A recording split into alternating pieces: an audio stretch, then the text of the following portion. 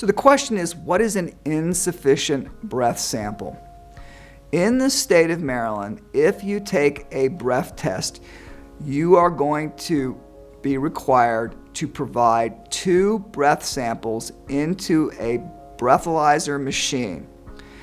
When you blow into the breathalyzer, it requires a certain amount of force to open what is called the solenoid and allow the breath sample to be captured by the machine. If you don't blow hard enough into the machine, for whatever reason, or you try to suck back under certain circumstances and not provide breath into the machine will give you 3 attempts to provide a breath sample.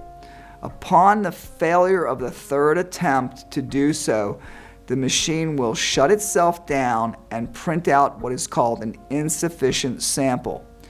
Under Maryland law, if it is determined that you were frustrating the machine in its attempt to capture your breath sample, then that is considered a refusal under the law, and you will be sanctioned appropriately both at the Motor Vehicle Administration.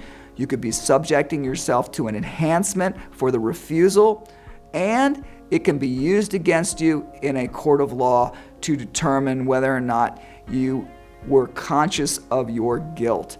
So it's important to have someone who understands the ins and outs of breath testing to determine whether or not you actually had an insufficient sample, or in fact you might have had a medical problem which would have prevented your ability to provide an adequate sample into the machine, or in fact you actually did frustrate the machine.